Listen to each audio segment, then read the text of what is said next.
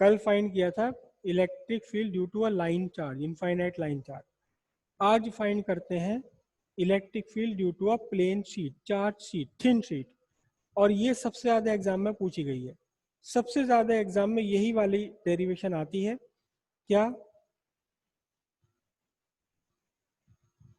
Electric field due to uniformly charge large thin sheet. Large भी है और thin भी है। लार्ज का मतलब क्या हुआ?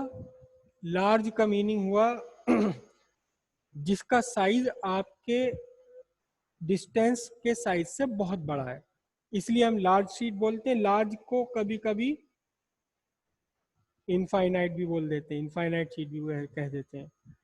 ठीक है, अब ध्यान से समझना, सारी डेरिवेशन बिल्कुल एक जैसी ही है अगर आप ध्यान दे तो।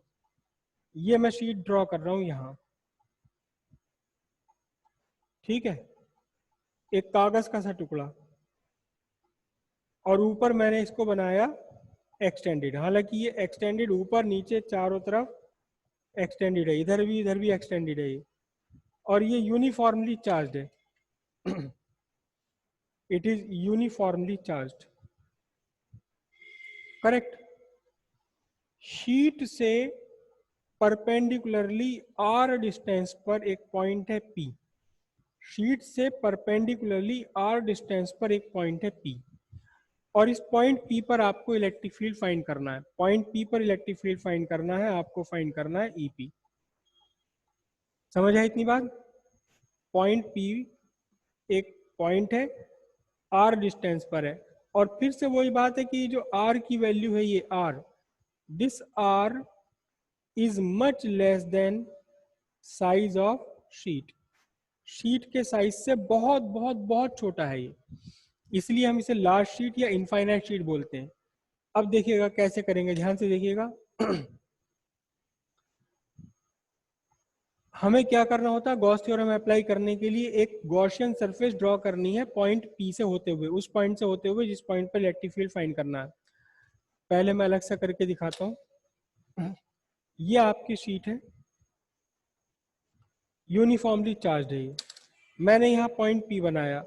अब अगर मैं पॉइंट पी से होते हुए ड्रॉ ड्रॉ कर लूँ एक, ये पॉइंट पी से होते हुए एक मैं ड्रॉ कर लूँ सर्किल या स्फीयर ड्रॉ कर लूँ, तो इस स्फीयर से ड्रॉ करने में बड़ी समस्या आ जाएगी।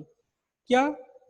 कि इस वाले चार्ज से तो पॉइंट पी कम डिस्टेंस पर है, इस वाले चार्ज से पॉइंट पी ज्यादा डिस्टेंस पर है, इस वाले चार्ज से पॉइंट पी कुछ और डिस्टेंस पर है, इस वाले चार्ज से पॉइंट पी कुछ और डिस्टेंस पर है।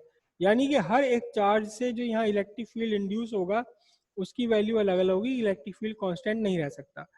दूसरी बात, पॉइंट पी अगर मैं यहाँ ले लूंगा, देखो मैं इस किनारे पे ले लूँ, तो अब यहाँ इलेक्ट्रिक फील्ड की वैल्यू कुछ और होगी, तो पूरे के पूरे सरफेस पर इलेक्ट्रिक फील्ड डिफरेंट हो जाएगा, और फिर इंटीग्रेशन बाय पार्ट करना पड़ेगा। तो फिर हम यहाँ क्या करें, क्या करें हम यहाँ देखिए ध्यान से, ये जो पॉइंट पी है, इस पॉइंट पी के अराउंड एक सर्किल ड्रॉ कर रहा हूं मैं। इस पॉइंट पी के अराउंड एक सर्किल ड्रॉ किया है, ये सर्किल ड्रॉ किया है पॉइंट पी के अराउंड, और इस सर्किल का मैंने एरिया लिख लिया है ds। ठीक है, मैं आर नहीं ले रहा, कुछ नहीं ले रहा, ds ले रहा हूँ, सीधे सीधे सर्किल का एरिया को ds ले रहा हूँ। अब उसके बाद क्या करेंगे, देखो इस सर्किल से एक ड्रॉ करेंगे सिलेंडर। कैसे ड्रॉ करेंगे कि सिलेंडर इस शीट को बीच में कहीं पर काटे, यहां शीट को बीच में काटा इस सिलेंडर ने, और फिर शीट के पार निकल गया, शीट के पार निकल गया। कितना? जितना इधर उतना ही दूसरी साइड।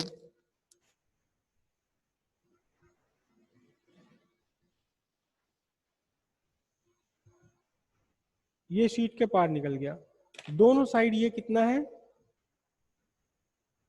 एक साइड आर है, तो दूसरी साइड भी कितना है r। कैसे किया देखो, इसे इसे ऐसे किया मैंने, ये सिलेंडर जो आर पार जा रहा है, मेरे दोनों हाथ सिलेंडर का कर्व सरफेस है, इधर ये बेस फ्लैट हो गया और इधर ये वाला फेस भी फ्लैट फ्लैट हो गया। और जिस जगह ये सिलेंडर पार कर रहा है इस शीट को, इस शीट को जिस जगह ये पार कर रहा है, यहाँ भी एक सर्किल ही बनेगा। कौन कितना बड़ा सर्किल बनेगा ये कितना बड़ा सर्किल बनेगा, ये उतना ही बड़ा सर्किल बनेगा जितना बड़ा इसका इस साइड का बेस है या दूसरी वाली साइड का बेस है। यानी ये वाला एरिया भी कितना होगा, ये एरिया भी ds ही होगा। अगर मैंने इस वाले एरिया को, सर्किल को, यहाँ अपने इस सर्किल को मैंने ds माना हुआ है, तो फिर बीच में भी क्या करेगा ये, देखो जैसे मैं सर्किल, ये रहा, ये है सिलेंडर, ये रहा, इसका ये एरिया यहाँ मैंने ds लिया हुआ है, ये ds लिया हुआ एरिया जो कैप है, कैप का ये एरिया ds लिया हुआ, तो जहां कैप इस सिलेंडर को, इस शीट को पार कर रहा है, वो एरिया भी कितना होगा, ये एरिया भी ds ही हो जाएगा। ठीक है, अब सिंपल डेरिवेशन है।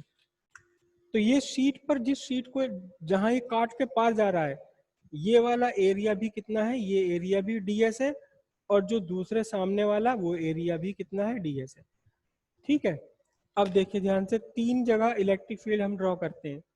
ये प्लस चार्ज है, प्लस चार्ज का electric field away from it, this is E vector.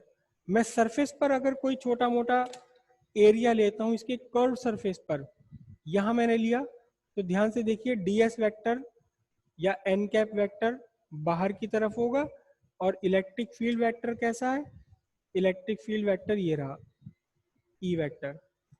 और यहाँ इसके फ्लैट सरफेस पर n कैप यानी ds वेक्टर भी ऐसा कैसे ही होगा जिधर इलेक्ट्रिक फील्ड है।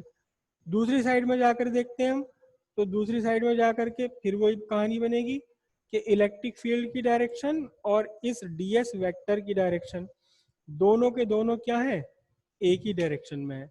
बिल्कुल उल्टा हो गया कल वाले से, कल वाले में सरफेस, कर्व सरफेस पर electric field vector ds vector same direction में थे, और जो फ्लैट सरफेस थी वहां ई वेक्टर और इलेक्ट्रिक फील्ड वेक्टर और ds वेक्टर के बीच राइट एंगल था। यहाँ उल्टा हो गया, जो फ्लैट सरफेसेस है यहाँ ई वेक्टर और ds वेक्टर एक ही डायरेक्शन में, लेकिन जो कर्व सरफेस है वहां ई वेक्टर और ds वेक्टर एक दूसरे के परपेंडिकुलर है। अब बिल्कुल कल वाली कहानी दोहरानी, सिर्फ डायग्राम समझना था, बाकी कुछ भी नहीं है। Total electric flux phi E total is equal to close integration of eds। अब इसके तीन पार्ट करेंगे हम कल की तरह ही, एक कर्व पार्ट है और दो पार्ट कौन से हो गए, दो पार्ट हो गए आपके फ्लैट बेसिस। तो फाई ई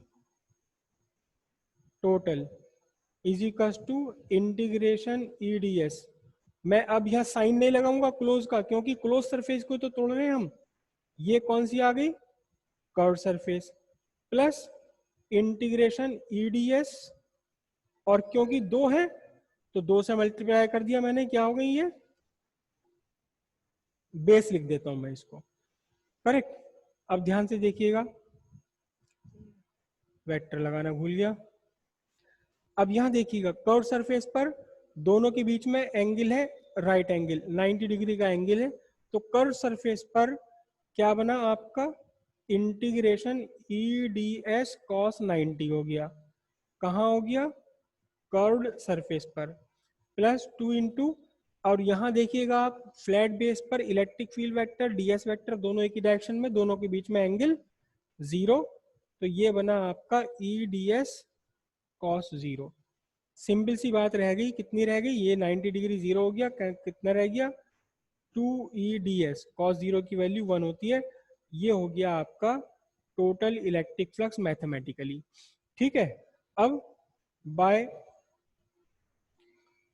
गॉस थ्योरम, गॉस ने क्या कहा कि total electric flux is equal to Q by epsilon naught. Q क्या चीज है यहाँ, क्यू है चार्ज एनक्लोज्ड बाय, क्यू है charge enclosed by Gaussian surface. तो यहाँ क्यू कैसे निकालेंगे, क्योंकि अब सरफेस चार्ज डेंसिटी ले रहे हैं हम, surface charge density Q is equal to निकलेगा आपका कैसे, surface charge density into ds। तो Q निकल कर कितना है बताओ, सिग्मा ds, जो पीछे अभी हमने डिस्कस किया है। अब इस Q को उठा करके यहाँ रख दीजिए, तो क्या बन गया देखो, टोटल इलेक्ट्रिक फ्लक्स